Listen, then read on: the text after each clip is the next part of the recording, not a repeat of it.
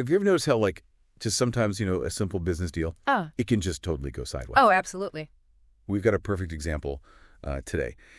There was this plan for a new hotel in Glasgow, and, they thought it would be all smooth sailing, blueprints, bookings, the drill. Straightforward. But instead, Yeah. it ended up in this just tangled legal mess. A tangled mess. We're talking copyright issues, allegations of, like, serious misrepresentation. It makes you think about how easily things can go wrong, even in an established industry like hotels, right? Honestly, I mean, think about it. You've got these contracts, investments, reputations on the line. Yeah. One wrong step, and it's a domino effect. And what makes this case especially interesting is that we've actually got access to the High Court judgment. Oh, wow. Yeah. Lloyds Developments Limited v. Accor Hotelservices, UK Limited.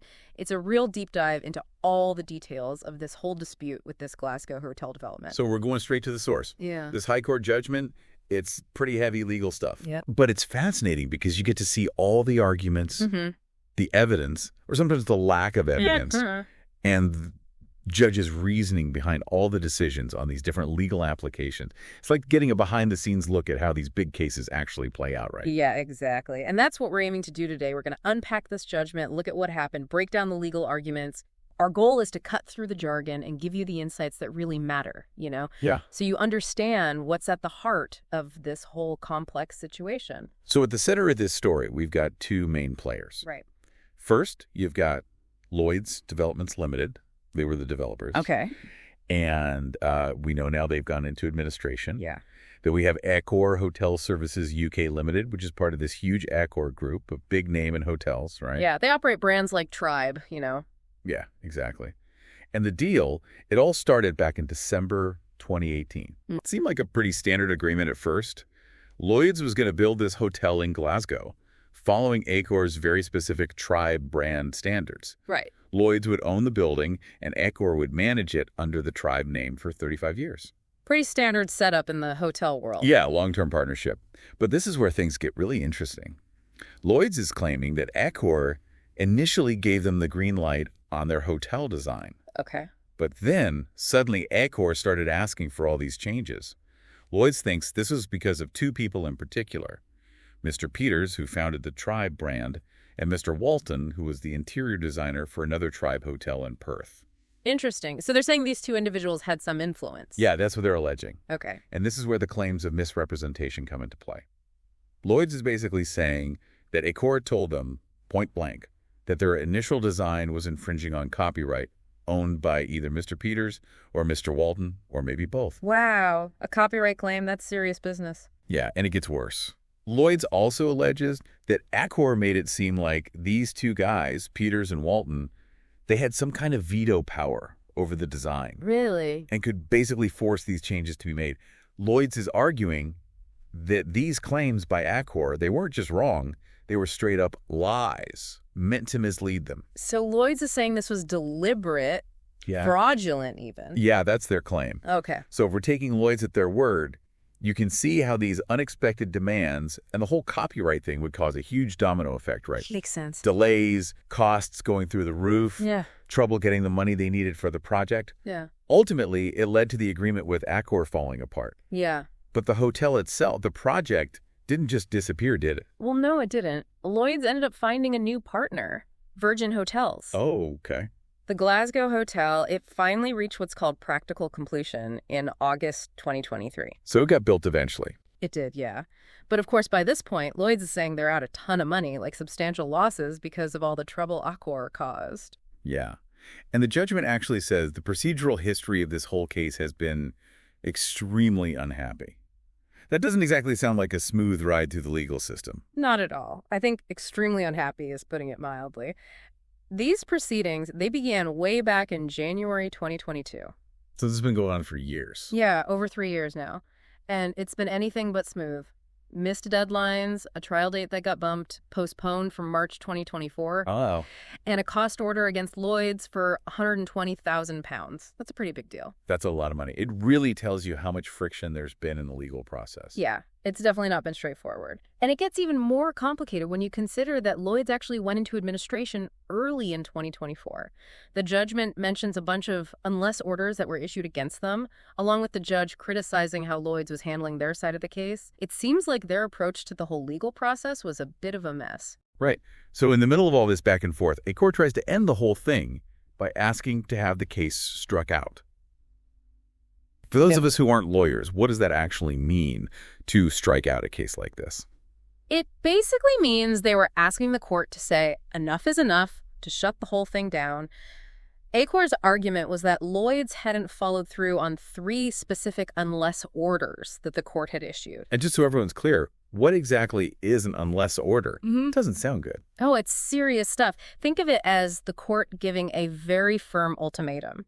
It's an order that says, if you don't do this specific thing by this specific date, then your case is over, just like that.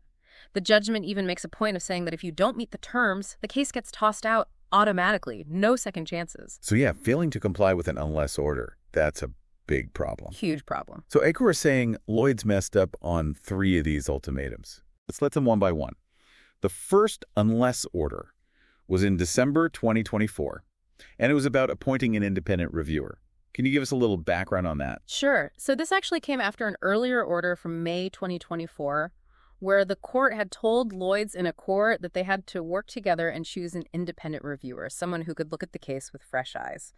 They also had to pick a provider for handling all the electronic documents, which is a big part of these kinds of cases. Makes sense. Keep things organized. Yeah, huge amount of paperwork. By October 2024, the court had actually decided on a specific law firm for the independent reviewer role, Hogan Lovells. The December unless order then came along and said, okay, Lloyds, you need to officially appoint Hogan Lovells by this date or your case is done. And what did Lloyds say? Did they meet the deadline? Well, Lloyds claimed they did. They said they sent an email to Hogan Lovells just before the deadline with a signed letter saying, yep, you're hired, we're all good to go. The problem was they didn't copy Accor on that email. So bit of a communication breakdown there. Yeah. And Accor didn't just let that slide. Right. What were their arguments against what Lloyds did? They had a couple of points. First, they pointed out that Hogan Lovells, like most law firms, wanted to be paid before they started working. There was a £30,000 retainer fee that Lloyds hadn't paid yet. Accor argued that Lloyds sending that email without the money was like trying to haggle, not a real appointment. Makes sense. You got to pay the lawyers, right? Yeah. And their second argument was that the appointment wasn't truly joint because Lloyds went straight to Hogan Lovells without involving Accor in the conversation. Okay, so what did the judge think about all of this? Well, on this particular unless order, the judge sided with Lloyds. Oh, really? Yeah. The judge basically said, look, everyone knows Hogan Lovells would need to get paid before they actually started the review. But the court order didn't specifically say that paying them was a must-do before the appointment could be considered valid. So that signed letter, even though the payment was still outstanding, that was enough to count as officially accepting Hogan Lovells' terms. As for not talking to Accor, the judge pointed out that the unless order didn't actually say they had to communicate about the appointment together. So, bit of a technicality there. Yeah. The judge also said it's likely that the court just assumed Accor had already agreed to Hogan Lovells' terms or would do so separately, after Lloyds had made their move. The judge did call out Lloyds for not copying Accor on the email, saying it was odd and unhelpful, but not enough to say they hadn't followed the order. Because Lloyds got lucky there, just scraped by. Pretty much. What about the second unless order? This one, if I remember correctly, was from May 2024, and it involved explaining why a whole bunch of documents were turned over late in the game. Yeah, exactly. This was about a massive pile of 937 documents that Lloyd's expert gave to Accor's lawyers pretty late in the process. The court ordered Lloyds to explain, under oath, why 72 specific documents within that whole set hadn't been handed over earlier. And they did this through a witness statement from their solicitor, Mr. Patel. But Accor wasn't happy with his explanation, right? Right. Accor said that Mr. Patel's statement didn't cut it, especially when it came to 3 specific documents. Mr. Patel had said he believed those 3 had already been disclosed earlier, but when Accor checked, they couldn't find anything similar. Sounds like the solicitor might have made a mistake. Did that mean Lloyds failed to comply with the unless order? The judge actually ruled that they had complied. The key point was that the witness statement, even if it had a potential error about those 3 documents, it still achieved its main purpose. Right. It allowed the court to judge whether Lloyd's process for disclosing documents was good enough. The judge didn't think that possible mistake about those 3 documents meant the whole explanation was worthless or deliberately incomplete. So even with the error, it was still good enough. Yeah. And the judge also mentioned that Accor had waited months before they said anything about those 3 documents. Interesting. It seems like the court wants to see that people are genuinely trying to follow the orders, not just looking for tiny mistakes to exploit. Now, the third unless order was from February 2024, and it was about Lloyds responding to Accor's request for more details about the delays caused by those redesigns they were arguing about. What was the main problem there? Okay, so Accor had asked Lloyds to give them a very specific breakdown of the delay that those redesigns would have caused to the entire hotel project, compared to the delays they actually experienced. Lloyds came back and said the redesigns to the hotel bedrooms alone had caused a delay of at least 4 months. So they gave a time frame, but Accor didn't think that was good enough. Right. They argued that Lloyds didn't really answer the question because they only focused on the bedrooms and didn't give a firm number, just a minimum. They wanted to know the impact on the entire project. And once again, the judge sided with Lloyds on this one, right? Yeah, they did. The judge pointed out that this wasn't a typical case where you're trying to get money back just for the delays. Lloyds was using this delay as part of their argument that Accor's demands for changes were so extreme that they basically broke the contract, what's called a repudiatory breach. Right. Which meant Lloyds had every right to walk away from the whole deal. In that context, the judge said the info that Lloyds gave, that at least 4 months delay on the bedrooms and how they calculated that number, that was enough for Accor to understand the basis of their claim. So enough detail for this specific type of claim. Exactly. The judge even said that using the phrase "at least" wasn't the best choice of words, but that overall it was okay. So Accor tried 3 times to get the whole case thrown out based on those unless orders, and they struck out each time. That must have been frustrating for them. You bet. But they had some other tricks up their sleeve. They also made separate applications asking the court to get rid of specific parts of Lloyd's arguments. Okay, like a more targeted approach. Exactly. Let's start with the misrepresentation claim about copyright. What was Accor's problem with that? So Accor was challenging the idea that they had deliberately lied about Lloyd's design infringing on copyright owned by Mr. Peters and or Mr. Walton. Mm-hmm. They basically said the specific things that Lloyd's pointed to in their legal papers didn't actually add up to a clear statement of copyright infringement. It was more like saying there might be a copyright issue or that the tribe designer was unhappy about copyright. So it wasn't as clear-cut as Lloyd's was making it out to be. Right. And what did the judge decide on this one? Well, the judge refused to strike out that part of Lloyd's claim. They said that, sure, maybe no single communication had the exact wording that Lloyd's was alleging, but it wasn't totally crazy to think that all those statements taken together, looking at the bigger picture, could be interpreted the way Lloyd's claimed. Okay. The judge said it was a matter of fact that needed to be looked at more closely at trial, where they could hear all the evidence and decide what it really meant. Makes sense. Get all the details on the table before making a final call. Exactly. Accor also took issue with another specific part of this copyright claim, a bit about Mr. Peters and Mr. Walton being very disruptive for the Glasgow project because of copyright concerns. Accor said that the witness statement from Mr. Singh, one of Lloyd's directors, didn't back up those exact words. Did that change the judge's mind? Nope. The judge acknowledged that the statement might not have used the same exact wording as the legal claim. Okay. But they said the overall meaning and what it implied was basically the same. More importantly, the judge emphasized that little differences in wording between legal documents and what witnesses say, those are things you usually sort out at a full trial, not through a preliminary strikeout application. Unless it's a huge difference, right? Right, unless it's so bad it basically blows up the whole claim. And again, it seems like the judge wasn't happy with Accor waiting so long to bring up these issues. They mentioned that with other applications too, right? Yeah. The judge made it clear that these kinds of applications to strike out stuff, you need to do them ASAP. This delay, it worked against Accor, even if their arguments had been stronger on the legal points. Okay, so that's the copyright issue. Yeah. But Accor also challenged Lloyd's claims about the delay and all the money they lost.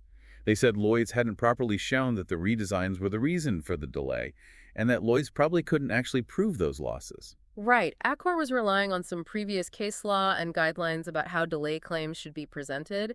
They argued that Lloyds hadn't clearly connected the dots between what they claimed Accor did wrong demanding all those redesigns and the delays that happened on the project. But the judge reminded everyone that this wasn't a simple case of claiming money for the delay itself. Right. Absolutely. They said that here, the delay was part of why Lloyds ended the agreement with Accor.